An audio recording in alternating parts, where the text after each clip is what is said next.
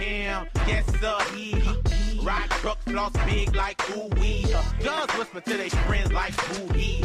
Baby, Coming to you live from Redwood Shores, it's the EA Radio Show with your host, Tony Bruno.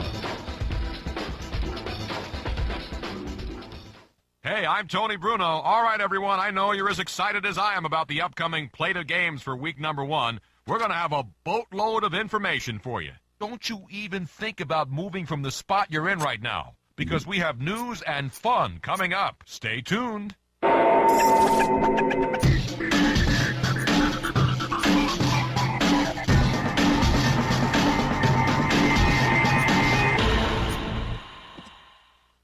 Dateline, Philadelphia.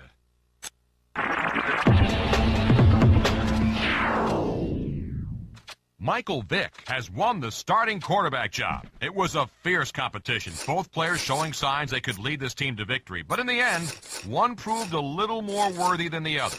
You know, this has got to be one of the toughest decisions a coach makes. Here are two guys who can both throw the ball well, have lots of talent, are likable. I mean, it doesn't get any more difficult than this. Ultimately, the decision was based on leadership. Actually, the coach said he felt this was going to be the determining factor all along. He said the talent levels were equal, and he was looking for that ever-important intangible quality. Let's get our listeners' opinions about this. Hey, Tony, thanks for the call, man.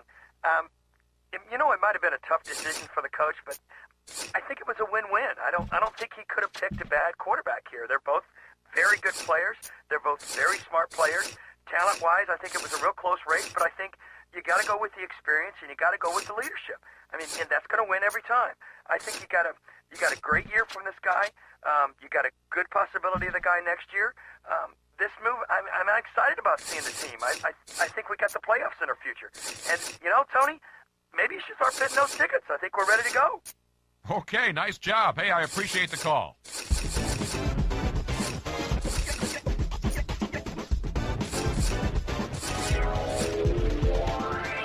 I'm being told we have some callers on the line who have issues to discuss. So we're here to get those things out in the open and debate them. So how about we go to the first caller? Hi, you're on. What's your beef? How's it going, Tony? I'd just like to get your take on players going both ways, offense and defense. There's a lot more of it going on these days. Troy Brown's at corner. Richard Seymour's at fullback. Champ Bailey's catching passes at receiver. Warren Sapp, the big fella's at three-point stance at tight end. And week to week, you never know what to expect. You know, let me hear your take on this. That's one of the things that makes the NFL so great. One thing to keep in mind, though, is the fact you don't really see a whole lot of teams doing this kind of thing. Yeah, sure, you'll see a few teams doing stuff like this just about every week. A team like the Patriots is a good example. But you always want to have your best athletes on the field, right? That's why you see that kind of thing more now than you used to. Another byproduct of the salary cap, in my opinion. Think about it from the player's point of view for a second. When you ask Mike Vrabel what play he remembers most from his career, do you think he'll start telling you about the time he sacked Joe Quarterback? Do you think that he'll tell you about some big hit that he put on a running back to knock the ball loose? Or do you think he'll tell you about the certain pass reception that you all remember? That's the thing. A lot of the times you see someone playing a position they normally wouldn't, and you know that a big play could be right around the corner. Okay, we'll have to leave it at that.